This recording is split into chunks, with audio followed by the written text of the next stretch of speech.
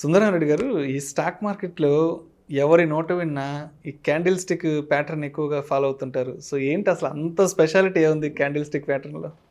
Yeah so బేసికల్గా stock మార్కెట్లో record ఇదంతా న్యూమరికల్ డేటా అండి. స్టాక్ ప్రైస్ మొత్తం న్యూమరికల్గానే ఉంటాయి. ఓకే, మార్నింగ్ 9:15 నుంచి మార్కెట్ ఓపెన్ దగ్గర నుంచి 3:30 వరకు కూడా ట్రాన్సాక్షన్ జరుగుతూనే ఉంటాయి. అంటే ఎవ్రీ సెకండ్ ట్రాన్సాక్షన్ జరుగుతూనే ఉంటాయి. దాన్ని టిక్ బై టిక్ డేటా అంటారు. Every seconds record data tick by tick data అంటారు. సో న్యూమరికల్ డేటా ఒరిజినల్గా అది. కానీ న్యూమరికల్ డేటా మనం ఎక్కువసేపు వాచ్ చేస్తున్నా సరే మనం డిమాండ్ క్రియేట్ అవుతుందో సప్లై క్రియేట్ అవుతుందో చెప్పడం చాలా కష్టం. ఎందుకంటే అప్ అండ్ డౌన్ అవుతా ఉంటాయి కొటేషన్స్.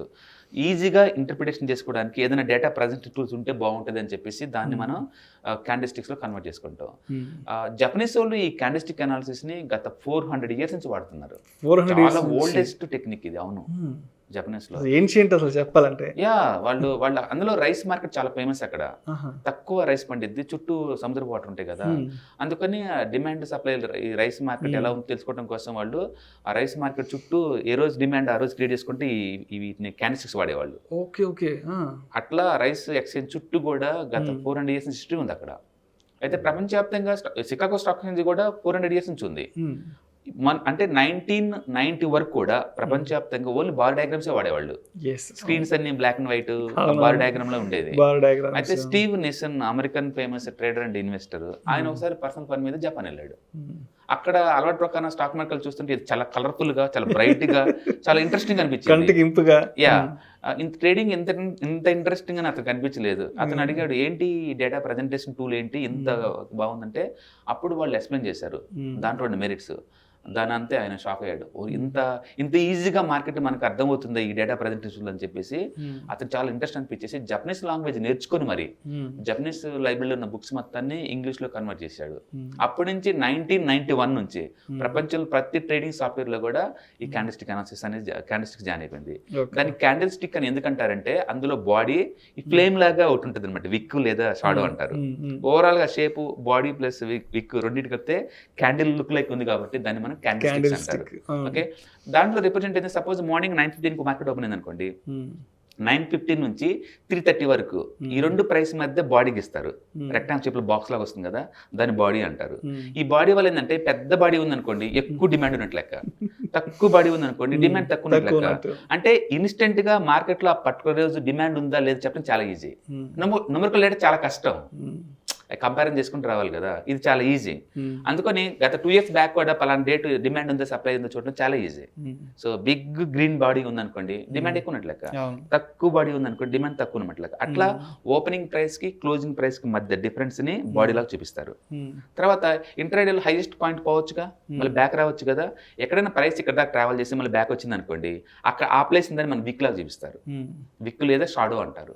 ఓకే, అది దేని గుర్తంటే ఈ బాడీ అంటేనేమో కేవలం మార్కెట్ ఆర్డర్స్ గుర్తుంది, ఎవరో ఒకరు డామినేట్ చేశారు అంటే అది మార్కెట్ ఆర్డర్ ఏరియా. విక్ అనేది ఇద్దరు అంటే బయర్స్ మార్కెట్ ఆర్డర్ తీసుకుంటున్నారు, కొంచెం సెల్లర్స్ కూడా మార్కెట్ ఆర్డర్ తీసుకుంటున్నారు, అందుకే మార్కెట్ అప్ అండ్ డౌన్ అయింది అనమాట అది. అందుకని విక్ ఎక్కువ ఉందనుకోండి ఇద్దరు పోటీ పడుతున్నారు మార్కెట్ మూమెంట్ అని అర్థం. ఇద్దరు దాన్ని మనం ఫైటింగ్ అంటాం మామూలుగా. అందుకని విక్స్ ఎక్కువ ఉంటే మార్కెట్ లో ఫైటింగ్ జరుగుతుంది. మీరు ఎవరైనా రివర్స్ అవుద్ది మార్కెట్ అని బెట్ కాయాలనుకుంటే మంచి ఎవిడెన్స్ ఏంటంటే విక్ ఎక్కువ ఉంటాం. విక్ ఎక్కువ ఉంటే బయటకి ఎక్కువ నడుస్తున్నట్టు లెక్క. సో మార్కెట్లో ఈజీగా అనాలిసిస్ చేసుకోవాలంటే బాడీ సైజ్ పెద్ద చిన్నదే, పెద్దది అంటే డామినేషన్ బాగా నడుస్తుంది. మార్కెట్ రివర్స్ దాన్ని చెప్పలేముగా అంత డామినేట్ నడుస్తున్నప్పుడు. ఈ బాడీ చిన్నదిగా అవుతా పోతుంది అనుకోండి, రాను రాను రాను నీకు అర్థమైంది బయర్ స్టైల్ అయిపోతున్నారు అనే విషయం క్లియర్గా ఉంటుంది. అదే టైంలో పెద్ద విక్ వచ్చింది అనుకోండి సెల్లర్స్ అటాక్ చేస్తున్నారని అర్థమైపోద్ది. అట్లా బాడీలో మార్కెట్ రివర్స్ అయ్యే ఛాన్స్ ఉందా లేదా కంటిన్యూ ఛాన్స్ ఉందా అని తెలియడం కోసం నువ్వు ఈ బాడీ అనాలిసిస్ ఈ విక్ అనాలిసిస్ చేసుకుంటూ పోతే నీకు అర్థం అవుద్ది. ఈ లోయెస్ట్ నుంచి హైయెస్ట్ మొత్తాన్ని కలిపి రేంజ్ అంటారు. రేంజ్ పెద్ద రేంజ్ అనుకోండి ఎక్కువ మంది పార్టిసిపేట్ చేస్తున్నారు, తక్కువ రేంజ్ అనుకోండి ఈరోజు తక్కువ మంది పార్టిసిపేట్ చేస్తున్నారు. అట్లా మార్కెట్ మనం 3 dimensions లో అనాలిసిస్ చేసుకోవడం చాలా ఈజీగా ఉంటాయి క్యాండిల్స్టిక్స్. బాడీ ఎక్కువ ఉంటే డిమాండ్ సప్లై ఎక్కువ ఉన్నట్లు లెక్క, విక్ ఎక్కువ ఉంటే ఫైటింగ్ బాగా జరుగుతున్నట్లు లెక్క. అంటే ఇద్దరు న్యూట్రల్గా ఉన్నారనుకోండి బాడీ మధ్యలోకి వచ్చి దాన్ని డోజీ అంటారు. ఒక్కో ప్యాటర్న్ ఒక షేప్ ఇస్తారు, ఒక దానికి నేమ్ ఇస్తారు. ఆ నేమ్ పెట్టేసి మనం మార్కెట్ ట్రాక్ చేయడం కొంచెం ఈజీ అనమాట మిగతా వాటితో పోల్చుకుంటే. అందుకని ఈరోజు మార్కెట్లో బాగా డిమాండ్ ఉంది అని అన్నాం అనుకోండి, దాన్ని చూసి ఇన్స్టెంట్ గా అలా చెప్పగలుగుతామంటే బాడీ ఎక్కువ ఉంది అనుకోండి డిమాండ్ ఉన్నట్లయితే. అందుకని మనం ఎక్కువ సార్లు బ్రేక్అవుట్ సక్సెస్ అయిందా ఫ్లాప్ అయిందా తెలుసుకోవడం కోసం మనం వాడేది క్యాండిల్స్టిక్స్. చాలా మంది టూ మచ్ గా మిస్యూజ్ చేస్తారు, క్యాండిల్స్టిక్స్ వల్ల అది జరిగింది అంటారు. కానీ క్యాండిల్స్టిక్ ఎల్లో ఓన్గా నథింగ్ అది. దాన్ని ఎప్పుడే ప్యాటర్న్లో పార్ట్ చేసినప్పుడు మాత్రం మీకు యూజ్ అవుద్ది. సో ప్యాటర్న్ బ్రేక్అవుట్ అవుతున్నప్పుడు అప్పుడు కన్ఫర్మేషన్ కోసం మనం క్యాండిల్స్టిక్స్ చూస్తాం. అందుకని మీరు ఏదైనా మార్కెట్ అనాలిసిస్ చేసేటప్పుడు first you always start with Wyckoff accumulation distribution థియరీతో స్టార్ట్ చేస్తారు. సో వైక్ ఆఫ్ అక్యుములేషన్ ప్రకారం నువ్వు మార్కెట్లో ఎక్కడ ఉన్నావు నీకు అర్థం కావాలి. తర్వాత చార్ట్ ప్యాటర్న్ అనాలిసిస్ చేసుకోవాలి. చార్ట్ ప్యాటర్న్ ఏ షేప్లో ఉంది, ఇది ఎక్కడ బటన్ సపోర్ట్ చేస్తుంది. 3 స్వింగ్ అనాలిసిస్ చేసుకోవాలి. స్వింగ్ లెంత్ తగ్గుతుందా పెరుగుతుందా. 4 అప్పుడు క్యాండిల్స్టిక్ అనాలిసిస్. అంటే క్యాండిల్ 4 ఇంపార్టెంట్ తప్ప ప్రైమరీ ఏం కాదు. ఏదైనా మీరు ఒక బ్రేక్అవుట్ అవుద్ది, స్ట్రాంగ్ గా మూవ్ అవుద్దని మీరు నమ్ముతున్నారు అనుకోండి, అప్పుడప్పుడు అది వస్తూ ఉండాలి. అందులో రెండోది ఇన్స్టిట్యూషనల్స్ ఎక్కువ మంది మార్కెట్ లో ఉన్నారు అంటే నీకున్న ఎవిడెన్స్ ఏంటిది, బాడీ పెద్దగా ఉంటుంది. ఎందుకంటే బల్క్ బయర్స్ వాళ్ళు ఉన్నారంటే అది పెద్ద వస్తూ ఉంటుంది. దాన్ని బట్టి ట్రెండ్ స్ట్రెంత్ కూడా మెజర్ చేయొచ్చు నువ్వు, బాడీ పెద్దగా ఉంటే. అట్లా మార్కెట్ లో ఈ ట్రెండ్ స్ట్రెంత్ ని మెజర్ చేయడం కోసం, రెండోది ఫైటింగ్ మెజర్ చేయడం కోసం, ఇద్దరు ఫోర్స్ ఈక్వల్ గా ఉందని మెజర్ చేయడం కోసం మనం ఈ క్యాండిల్స్టిక్ అనాలిసిస్ వాడతారు. దగ్గర ఈ ప్యాటర్న్స్ 134 దాకా ఉన్నాయి ప్యాటర్న్స్. వాటి నేమ్స్ కనుక మనం చూసాం అనుకోండి 134 దాకా ఉంటాయి. మీరు కనుక encyclopedia of the candlestick pattern book ఒకటి దొరుకుతుంది. మొత్తం లిస్ట్ ఉంటుంది దాంట్లో A-Z. కొన్ని 6% ఎక్కువ ఉంటాయి, కొన్ని తక్కువ ఉంటాయి. బట్ మన క్యాండిల్స్టిక్ అనాలిసిస్ చేసేటప్పుడు మనం చూసుకోవాల్సిన మేజర్గా అది ప్యాటర్న్ దగ్గర ఉందా లేదు చూసుకోండి. ప్యాటర్న్ దగ్గర ఉన్నప్పుడు మాత్రమే, అంటే సపోర్ట్ లేకుండా క్యాండిల్ పనిచేయదు. అందుకని క్యాండిల్స్టిక్ అనాలిసిస్లో 50% weightage goes to the candle, మిగతా 50% లొకేషన్. అంటే అది ట్రెండ్ లైన్ కానీ ఏదో ఒక డ్రాయింగ్ టూల్ అయి ఉండాలి ఆ ప్లేస్. సపోర్ట్ కావచ్చు, రెస్టారెంట్ కావచ్చు, అప్ ట్రెండ్ కావచ్చు, డౌన్ ట్రెండ్ కావచ్చు, లేదా VWA ఉండొచ్చు, లేదా మూవింగ్ యావరేజ్ ఉండొచ్చు, లేదా ఫిబొనాచి నెంబర్ ఉండొచ్చు, ఏదో ఒక ఏరియా ఉండాలి. అది plus candle equal to interpretation అనమాట. ఎందుకంటే ఇప్పుడు ఇంట్లో నిద్రపోతున్నామంటే దాని అంతా రిలాక్సేషన్ ఉన్నట్టు. శ్మశానంలో పండుకుంటే రిలాక్సేషన్ ఏం కాదు, ఆల్రెడీ పైకి వెళ్ళిపోయాడు. అంటే పండుకొని ఉంటాం అనే దాన్ని బట్టేసి మనం దాన్ని చేయలేము. క్యాండిల్ కూడా అంతే. అందుకని కంటెస్ట్ బేస్డ్ అనమాట. ఆ సినారియోలో ఇంపార్టెంట్, అప్పుడు క్యాండిల్ ఏంటి అనేది ఇంపార్టెంట్. అందుకని కింద వచ్చే పిన్ బార్ మీనింగ్ ఏంటంటే బయర్స్ ట్రై చేస్తున్నారు అని అర్థం. అదే రెస్టారెంట్ దగ్గర ఉన్న పిన్ బార్ మీనింగ్ ఏంటంటే సెల్లర్ ఆల్రెడీ అటాక్ చేస్తున్నారని మీనింగ్.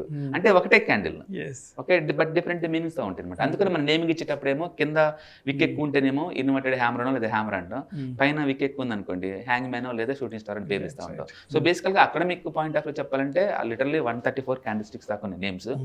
బట్ ప్రొఫెషనల్ ఏంటంటే ఆ నేమ్స్ ఏమి వాళ్ళు బైహార్ట్ చేసుకోరండి. కంటెస్ట్ బేస్డ్ అంటే సినారియోని బట్టేసేసి చూసుకుంటారు. మీరు ఎప్పుడైనా క్యాండిల్స్టిక్ నేర్చుకుంటే మెర్జింగ్ నేర్చుకోండి. క్యాండిల్స్టిక్ బ్లెండింగ్ అంటాం. బ్లెండింగ్ అంటే ఒక 4-5 క్యాండిల్ కంబైన్ చేస్తే ఏం జరుగుతుందో నీకు డేటా వస్తుంది అక్కడ.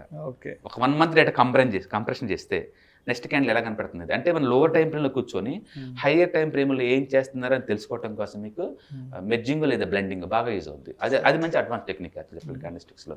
సో బేసికల్గా ఎందుకు క్యాండిల్స్టిక్స్ వాడతారు అంటే లైన్ డయాగ్రామ్లో only closing price to closing price line తీసుకుంటూ వెళ్ళిపోతారు. ఓవరాల్గా నీకు అర్థమే తప్ప స్పెసిఫిక్ సినారియో డిమాండ్ సప్లై ఉంది మీకు అర్థం కాదు. ఎందుకంటే నువ్వు మిస్ అవుతున్నావు ఓపెనింగ్ ప్రైస్ ఇవన్నీ కూడా.